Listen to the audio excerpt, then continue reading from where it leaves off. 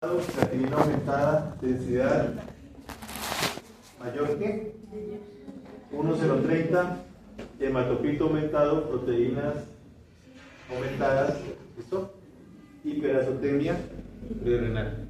Ahora será más.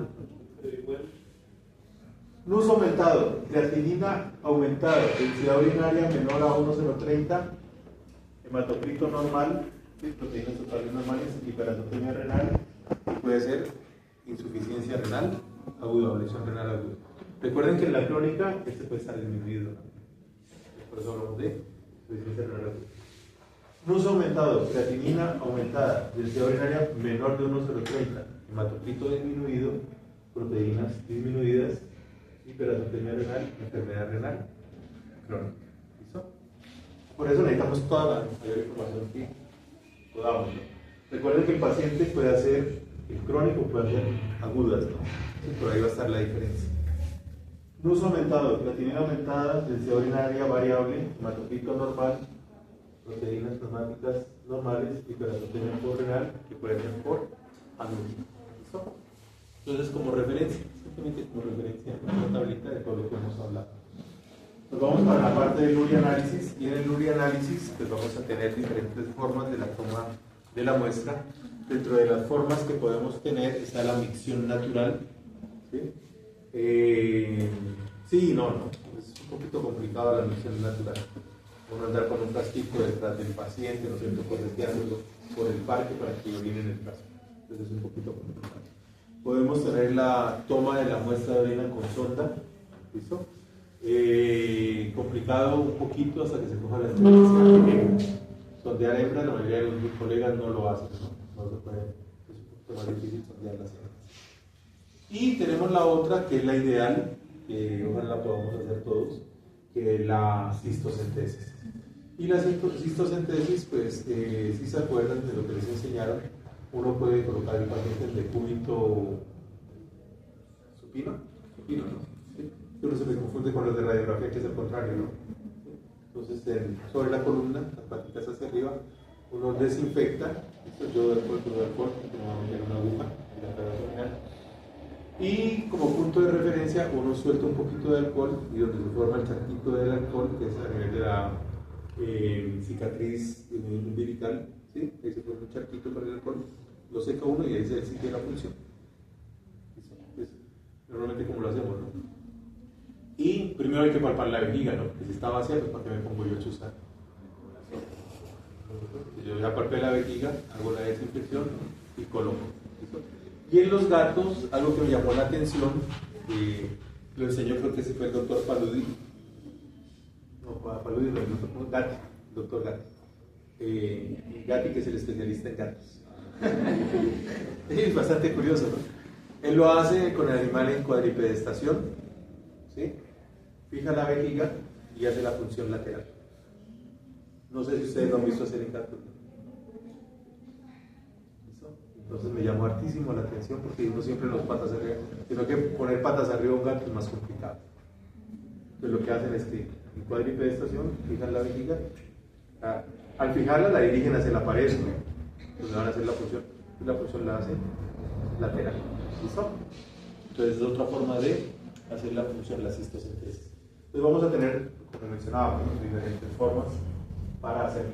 Ya con respecto al patólogo clínico, les va a pedir una cantidad mínima para poder hacer las pruebas, ¿no? No recuerdo cuánto es, 10 mililitros, o normalmente los sarritos son de 60 mililitros, ¿no? Por eso, pero hay una cantidad mínima. A partir, si no se tiene esa cantidad mínima, tampoco puede hacer milagros, ¿no? Entonces hay que mandarle la cantidad mínima que ellos solicitan. Entonces, ¿cuándo vamos a realizar el urianálisis? Para hacer diagnósticos diferenciales de enfermedades renales y otras enfermedades y trastornos de forma subclínica, y lo que habíamos hablado, para monitorear. Si yo estoy haciendo un tratamiento, puedo hacer parciales de orina para ver cómo va evolucionando el paciente. Si yo estoy aplicando medicamentos y esos medicamentos son potencialmente necrotóxicos, entonces también hago yo los parciales de orina para ver cómo va respondiendo el paciente o si se me está complicando con esos medicamentos. Hablamos de monitoreo de tratamientos. Parte del examen prequirúrgico obligatorio, ¿listo? ¿Sí? Excepto que ustedes se metan a hacer campañas de 20,000 pesos de OVH con peluquería y limpieza de dientes. ¿Sí? Entonces, lo entregan ya peluqueado y y todos los animales enfermos que tengan poliuria y polidipsia. Recuerden que la poliuria y la polidipsia tenemos que volver un signo objetivo, ¿no? ¿Sí? Yo tengo que determinar si realmente tiene poliuria y si realmente tiene polidipsia. ¿Listo? Y con pérdida de peso corporal. ¿Qué evalúan normalmente en un parcial de orina? Entonces ahí están a nivel físico, la apariencia, el color, el pH, la densidad. A nivel químico, proteínas, cetonas, glucosa, bilirubinas, urobilinógeno, sangre, hemoglobina. Recuerden que el urobilinógeno es fotosensible, entonces si ustedes quieren medir el urobilinógeno tienen que tomar la muestra, evaluarla inmediatamente y protegerla de la luz para que no se destruya el urobilinógeno. A nivel microscópico, eritrocitos, leucocitos, células transitorias, escamas, cilindros, cristales, bacterias, y eso, la cantidad de bacterias va a depender de cómo se obtuvo la muestra. ¿Listo? Hay unos rangos que los vamos a mirar, yo tengo una lista ahí, que son permitidos de acuerdo a la forma como se tomó la muestra de orina. Bacterias, lípidos y otros. Pueden haber espermatozoides. ¿Listo? Examen físico, entonces apariencia, color, realmente este es el color que esperamos que sea la orina, es un color amarillo claro, ¿listo?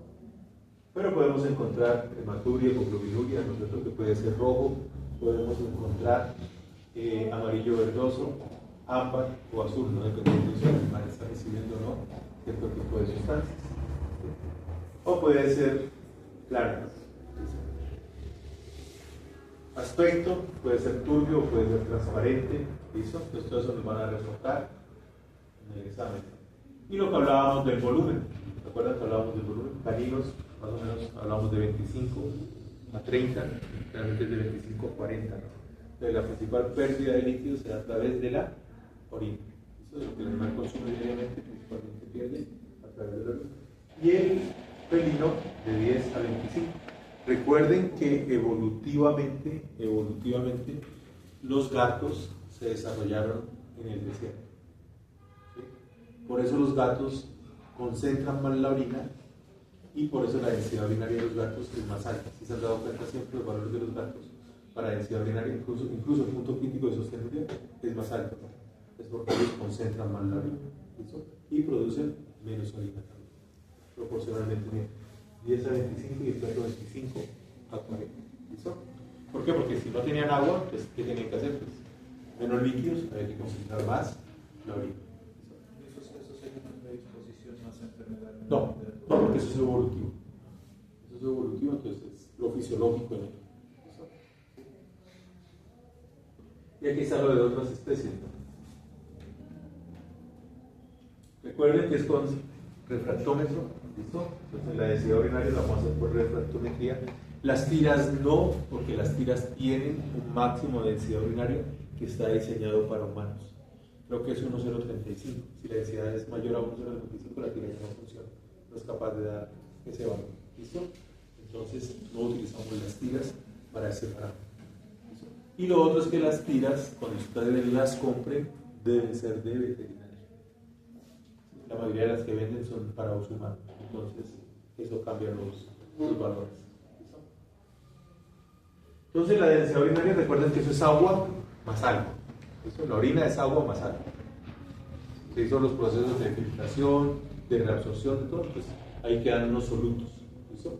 Entonces por eso la densidad urinaria es 1, que es la densidad del agua, más los solutos, que es 1,030, 1,020. No es 1000, ¿no? Uno los ve, ¿no? Entonces, que 1000 y pico, no es 1000 y pico. Ahí es una coma, no es un punto. Esto es 1,08.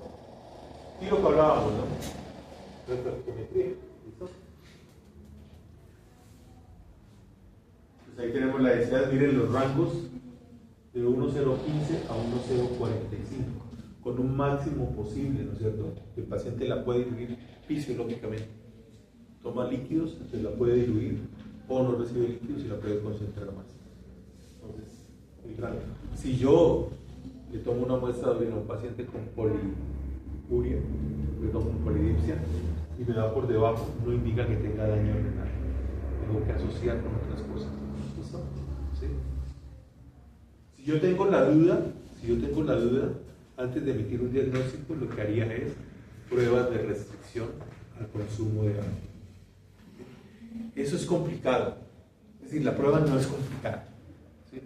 Es simplemente dejar al animal sin líquidos. Pero si es un animal que tiene un daño cardíaco, es un animal que tiene un daño renal y yo lo dejo sin líquidos, se me puede descompensar. Esa es la parte complicada. La prueba es muy sencilla. ¿Sí? Se le dice al niño, no, 24 horas no le vamos a dar líquidos, le tomamos la muestra de orina mañana y miramos si concentró la orina. Esa es la prueba. ¿Listo? Pero el paciente se tiene que dejar en observación porque si es un cardiópata o si es realmente tiene una enfermedad renal crónica, se le puede complicar. ¿Listo? Entonces, la complicación está porque le acumula los desechos. ¿Sí? Entonces, no los está orinando. ¿Listo? Y en gatos de 1,035 a 1,60, miren que puede llegar hasta 1,80. 1,080. ¿Listo? Entonces, concentra más la orina. Y ese es el punto que llaman punto de isostenuria, que es diferente al punto crítico de isostenuria. Es que los libros lo confunden a uno, ¿no? Le hablan a uno de punto crítico de isostenuria y es 1,03. Y después le hablan de isostenuria y uno dice, pero bueno, no estábamos allá y ahora ¿por qué se bajó? La isostenuria es que es la misma osmolaridad del plasma. ¿Listo? Entonces es la orina primitiva, es la que recién sale, que es 1,008 a 1,012. ¿Listo? Entonces tiene la misma densidad de su origen, que es la densidad del plasma. ¿Listo? Entonces a eso se refiere el nombre de la orina isostenúrica, que es la de la osmolaridad. Entonces aquí está, por eso hablamos de densidad orina isostenuria, 1,008 a 1,012. Y postenuria está por debajo. Y en general la orina es hiperstenúrica. ¿Listo? Porque siempre va a estar por encima de 1,012. ¿Listo? Y esto hay que relacionarlo con el examen químico. Eso es lo que vamos a relacionar con el examen químico. Ahí están las tirillas, ahí está lo que podemos medir con las tirillas. No se sabe si es de el pH va a depender de la dieta. Eso es algo que ustedes ya vieron, ¿no? Pues depende de la dieta del animal. Entonces va a ser más ácido si recibe más carne, ¿no es cierto? Entonces va a ser más ácida y va a ser más alcalino si es una dieta más omnívora y va a ser más alcalino si es vegetariano. Entonces está entre 5.5 y 7.5. Si hay aciduria, entonces la vamos a relacionar con acidosis metabólica, ¿sí? Acidosis respiratoria, o si el animal está recibiendo flujo de agua. Y alcaluria, eso es bien interesante, que lo vamos, pues ojalá lleguemos allá. Lo vamos a ver con empezó la ingestión, y pica la nariz y llora el ojo. Cuando, que es bien importante para que ustedes lo tengan en cuenta, ¿no? Cuando el paciente tiene infecciones urinarias, ¿listo? Las bacterias que generalmente son Streptococcus, ¿sí? Escherichia coli, los micoplasmas, los ureoplasmas, principalmente Streptococcus, Staphylococcus, lo que hacen ellos es que cuando logran llegar, hay unos mecanismos que evitan, ¿no?, que se presente la infección urinaria. Uno de ellos es la orina. Si están subiendo las bacterias, con la orina salen. ¿Listo? Pero cuando logran colonizar, ellas cogen los desechos nitrogenados de la orina y los desdoblan. ¿Sí? Bien interesante eso. Y al desdoblarlos, cambian el pH de la orina, la vuelven alcalina. ¿Listo? Y el medio alcalino favorece el crecimiento bacteriano. ¿Sí? Entonces vamos a tener la multiplicación de las bacterias porque ellas mismas favorecen ese crecimiento bacteriano. Entonces cuando tenemos una orina que nos reporta que es alcalina, ¿sí?, y en el microscópico nos salen bacterias, pues probablemente estamos sospechando de una infección urinaria. ¿Listo? Teniendo en cuenta la dieta, no descartando lo de la dieta. Alcalosis respiratoria, alcalosis metabólica y tratamientos con bicarbonato. Otras causas, pues acidosis diabética, diarreas agudas, insuficiencia renal, inanición, fiebre, ejercicio muscular excesivo. Ya tenemos nuestro paciente con problemas cardíacos o renales. pH, ¿sí? Ahí está, en el perro de 5.5 a 7.5, en el gato de 5.5 a 7.5. Recuerden que los dos por evolución son carnívoros, ¿listo? Mientras que en la vaca y en el caballo son alcalinos, ¿no? Porque la dieta es a base de forrajes. Y la densidad, el punto crítico de densidad urinaria, menos 0.30. En la vaca pues no nos interesa, lo tapemos. Y en el gato aquí se corrió el punto, ¿no? Este vaca, 1.035. Bueno, entonces ya vimos esta parte que para que se presenten ese tipo de moléculas van a depender del tamaño de la molécula. ¿Listo? Ya sabemos que si son menos de 66.000 Daltons pueden pasar o tiene que haber un daño para que las moléculas más grandes pasen, ¿no? Entonces el peso, el número de moléculas y la albúmina, 1 gramo por decilitro, que es igual a 0,003, ¿no? Y la glucosa, 1 gramo por decilitro, que es un efecto mínimo, es decir, no afectan, si se eliminan tan poquito que no afectan la densidad urinaria. ¿Qué podemos medir también? Pues las proteínas, que se mide principalmente la albúmina, ¿listo? Generalmente las pruebas nos van a medir si hay albuminuria. pHs alcalinos pueden causar falsos positivos, ¿no es cierto? Y podemos hacer la prueba del ácido sulfosalicílico para mirar si hay albuminas y si hay globulinas. Podemos mirar si hay microalbuminuria. La microalbuminuria es importante porque nos detecta el daño renal antes, ¿no? Recuerden que lo primero que nos detecta es el SDMA, ¿listo? Después la microalbuminuria y después la albuminuria. Entonces define resultados que se encuentran en el límite entre el nivel de proteínas no detectables con las semillas reactivas y los signos clínicos relevantes. Y la excreción de albúmina debe ser constante, leve y persistente. ¿Qué quiere decir eso? Que si yo a un paciente le encuentro albuminuria, el ideal es que yo le repita el examen, ¿listo? Y haga unas 2 o 3 pruebas más, y de esa manera determino que el paciente no fue algo ocasional, que entró fiebre y desapareció el albuminuria, ¿listo? Sino que es algo que se está presentando de manera constante en este paciente, ¿listo? 2 o 3 parciales. Y su utilidad es detectar casos incipientes de nefropatías. Puede haber méritos y puede haber hipertensión. Ahí está la prueba del ácido sulfosalicílico. Recuerden que se adiciona y si presenta proteínas, reacciona con las proteínas y cambia de color. ¿Listo? O se forma un anillo. ¿Listo? Como lo vemos aquí. Se forma un anillo. ¿Listo? Que es la reacción del ácido con las proteínas. Entonces, prerrenal, proteinuria prerrenal, fiebre, sarcoma de plasmocitos, renal, por enfermedad renal crónica, ¿listo? Y porrenal, en cistitis, en prostatitis, en vaginitis. Y esas proteinurias pueden estar relacionadas básicamente con la inflamación de las vías urinarias. ¿Listo? Que se inflaman, representa la proteinuria. Y hay una pruebita que se hace, que es la relación entre las proteínas urinarias y la creatinina. Entonces, hacemos el parcial de orina, determinamos las proteínas urinarias y relacionamos con los valores de creatinina. Mediante esta prueba lo que hacen es que determinan la magnitud aproximada y la importancia de la proteína.